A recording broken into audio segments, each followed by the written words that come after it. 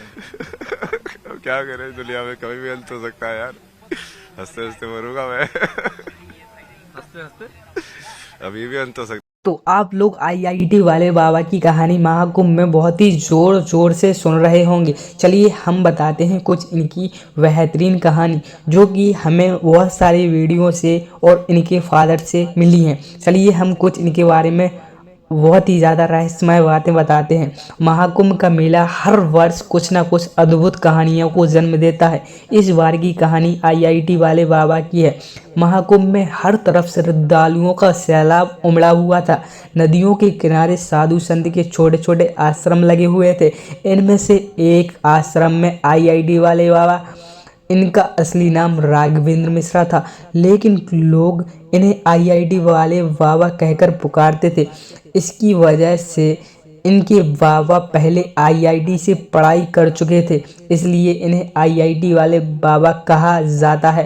राघवेंद्र ने आईआईटी दिल्ली से इंजीनियरिंग की डिग्री ली है, लेकिन दिल्ली से नहीं, ये मुंबई से ली है और बड़ी बड़ी कंपनियों में नौकरी भी की थी। पर एक दिन उन्हें यह एहसास हुआ जीवन का असली उद्देश्य कुछ और ही है। उन्होंने अपनी नौकरी छोड़ी और अध्यात्मकता की राह पकड़ी। आईआईटी वाले बाबा का आश्रम न केवल आध्यात्मिक ज्ञान के लिए प्रसिद्ध है, बल्कि विज्ञान और तकनीकी ज्ञान के लिए भी प्रसिद्ध है। बाबा ने अपनी इंजीनियरिंग की शिक्षा को आध्यात्मिकता के साथ जोड़ दिया था। वे श्रद्धालुओं को ध्यान और योग के साथ जीवन के वैज्ञानिक दृष्टिकोण के बारे में भी सिखाते थे। महाकुंभ के दौरान बाबा के आश्रम में हर दिन सैकड़ों लोग आते थे। बाबा हर किसी की समस्या को सुनने और उन्हें सरल तार्किक समाधान देते। उनकी बातचीत में विज्ञान, तकनीक और आध्यात्मिकता का अनोखा संगम था। एक दिन एक युवा लड़का उनके पास आया। वह निराश था और कहने लगा, बाबा मैंने इंजीनियरिंग में दाखिला तो ले लिया, लेकिन पढ़ाई में बिल्कुल मन नहीं लगता है। मुझे समझ नहीं आता मैं क्या करूं। बाबा मुस्कुराए और बोले, पुत्र, जीवन में कभी कभी हम अपने उद्देश्यों से भटक जाते हैं।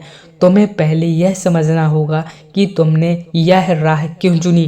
क्या तुम्हारा उद्देश्य केवल नौकरी पाना है या कुछ ऐसा करना जिससे तुम्हारा समाज का भला हो। इसके बाद बाबा ने उसे ध्यान के कुछ सरल अभ्यास सिखाए और कहा, अपने मन को शांत करो और अपने दिल से पूछो, तुम्हें सच में करना क्या है।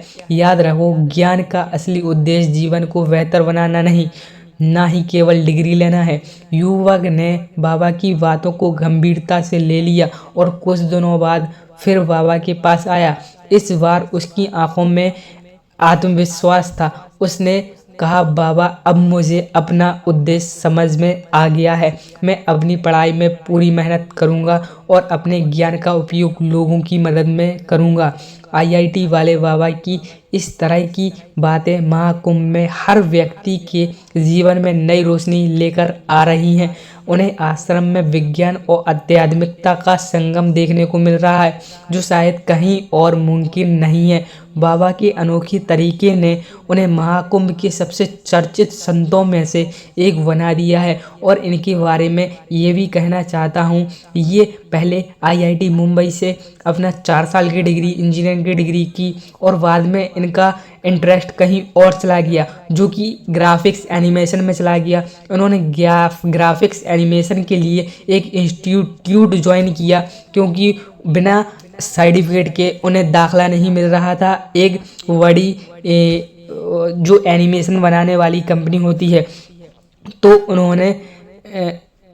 उन्होंने एडमिशन लिया। चलिए, आईआईटी वाले बाबा की इस तरह की बातें महाकुंभ में हर व्यक्ति के जीवन में नई रोशनी लेकर आ रही हैं। कहते हैं, जब महाकुंभ समाप्त हुआ तो बाबा ने एक नई पहल शुरू की। उन्होंने विज्ञान और आध्यात्मिकता के सम्मेलन और डिजिटल प्लेटफॉर्म शुरू किया, जहां लोग दुनिया के किसी भी कोने से उनसे जुड़ सकते हैं। उन्हें इस कदम ने साबित कर दिया कि आईआईटी वाले बाबा वास्तव में ज्ञान और अनुभव को समाज के कल्याण के लिए समर्पित कर दिया। आईआईटी वाले बाबा की यह कहानी हमें सिखाती है। चाहे हम किसी भी क्षेत्र में हों, अगर हमारा उद्देश्य समाज की भलाई है तो हम कहीं भी किसी भी रूप में योगदान दे सकते हैं। और आईआईटी वाले बाबा की ये प्रेरणा हम सबको बहुत ही अच्छी लगी होगी। ऐसी ही वीडियो देखने के लिए लाइक शेयर सब्सक्राइब करें।